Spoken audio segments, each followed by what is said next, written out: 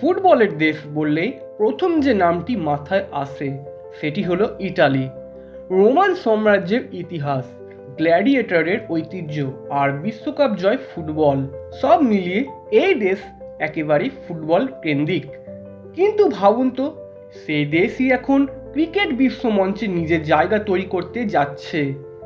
2026 সালের টি-20 বিশ্বকাপে ইতালির উপস্থিতি শুধু একটি দলের অংশগ্রহণ নয়, এটি একটি সংস্কৃতিগত পরিবর্তনের গল্প, সংগ্রামের গল্প আর আবেগের গল্প।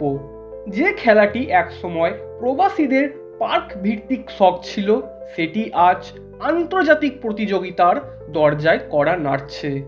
আজকের বিশ্লেষণে আমরা জানব কিভাবে ইতালিতে ক্রিকেটের জন্ম হলো, কারা এ বিপ্লবের কারিগর, কিভাবে গড়ে উঠল স্থানীয় ক্রিকেট সংস্কৃতি, বর্তমান দল কতটা শক্তিশালী, অবকাঠামোগত সীমাবদ্ধতা সত্ত্বেও তাদের স্বপ্ন কত বড়, এবং কেন এই যাত্রা ভবিষ্যতে ক্রীড়া ইতিহাস বদলে দিতে পারে।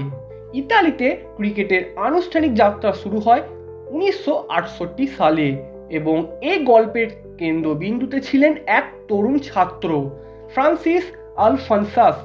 শ্রীলঙ্কার জাফনা থেকে পড়াশোনা করতে এসে তিনি শুধু স্বপ্ন নয়, একটি নতুন খেলাধুলার সংস্কৃতির বীজ বপন করেছিলেন। দিনে অফিস, সন্ধ্যায় দূতাবাসের কর্মীদের সঙ্গে নেট প্র্যাকটিস, এই ছিল শুরু। চারপাশে তখন ফুটবল তারকাদের জয় জয়কার, কিন্তু ফ্রান্সিস ক্রিকেটকে বাঁচিয়ে রাখে।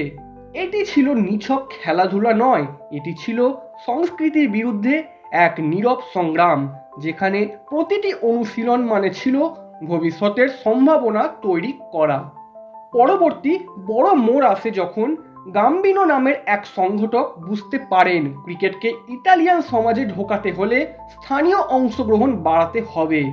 তাই চালু হয় ঐতিহাসিক নিয়ম, প্রতিটি দলে অন্তত 7 জন স্থানীয় ইতালিয়ান খেলোয়াড় থাকতে হবে। এই সিদ্ধান্তই ক্রিকেটকে প্রবাসী সীমা থেকে বের করে আনে।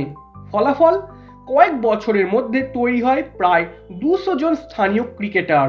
1984 সালে ইতালি আইসিসির অ্যাফিলিয়েট সদস্য হয় এবং 1995 সালে অ্যাসোসিয়েট মর্যাদা পায়। আন্তর্জাতিক মানসিকতা আনতে কোচ হিসাবে আনা হয় কিংবদন্তি মার্টিন ক্রোকে, যা ইতালির ক্রিকেট কাঠামোয় পেশাদারিত্বর ছাপ ফেলে। আজকের ইতালি ক্রিকেট দল একটি সাংস্কৃতিক মেলবন্ধন। এখানে অস্ট্রেলিয়ার বংশোদ্ভূত ইতালিয়ান, ভারতীয় উপমহাদেশের খেলোয়াড় এবং স্থানীয় প্রতিভার সমন্বয় দেখা যায়। এই বৈচিত্র্যই দলকে কৌশলগতভাবে সমৃদ্ধ করেছে। প্রথমবার ইতালিয়ান ভাষায় টেলিভিশন ধারাভাষ্য হওয়া, বড় মিডিয়ার কভারেজ সব প্রমাণ করে ক্রিকেট এখন মূল ধারায় ঢুকছে। গাম্বিনোর বিখ্যাত মন্তব্য, তুষার গলক এখন নিজে নিজেই গড়াচ্ছে, এই অগ্রগতির প্রতীক। অর্থাৎ ক্রিকেট এখন আর থামার নয়, এটি একটি স্বয়ংক্রিয় গতিতে এগিয়ে চলছে। অবিশ্বাস্য হলেও সত্য, বিশ্বকাপের পথে এই দেশের নিজস্ব ঘাসের উইকেট প্রায় নেই। অধিকাংশ অনুশীলন হয় কৃত্রিম ম্যাটে, কিন্তু এখানেই ইতালির মানসিক শক্তি স্পষ্ট। বর্তমান কোচ জন ডেভিসন মনে করেন অলিম্পিকে ক্রিকেটের অন্তর্ভুক্তি ইতালির জন্য এক বিশাল সুযোগ। অলিম্পিকের স্বপ্ন সরকারি বিনিয়োগ বাড়াতে পারে, যা অবকাঠামোয় উন্নয়ন সহায়ক হবে।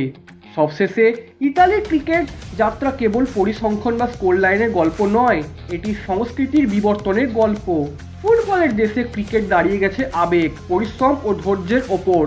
7 ঘন্টার অনুশীলন, সীমিত সুযোগ, তবু অটুট বিশ্বাস, এই শক্তি দলকে বিশ্বকাপের পথে নিয়ে যাচ্ছে। এটি দেখিয়ে দেয় কোনো খেলাধুলার বিকাশ শুধু অবকাঠামো নয়, মানুষের ইচ্ছা শক্তির ওপর নির্ভর করে। হয়তো খুব শীঘ্রই ইতালির কোনো শিশু স্কুল থেকে ফিরে বলবে, আমি ফুটবলার নয়, ক্রিকেটার হতে চাই।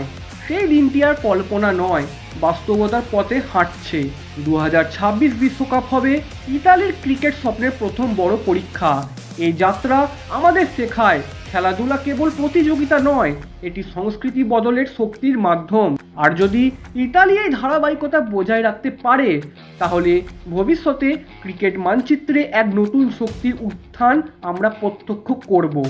এবং সবশেষে ভিডিওটি ভালো লেগে থাকলে লাইক, শেয়ার এবং সাবস্ক্রাইব করতে ভুলবেন না সুচিত্র মিডিয়া ডেস্ককে। আবার ফিরে আসবো নতুন এক গল্প নিয়ে। ততক্ষণের জন্য ভালো থাকবেন। ধন্যবাদ।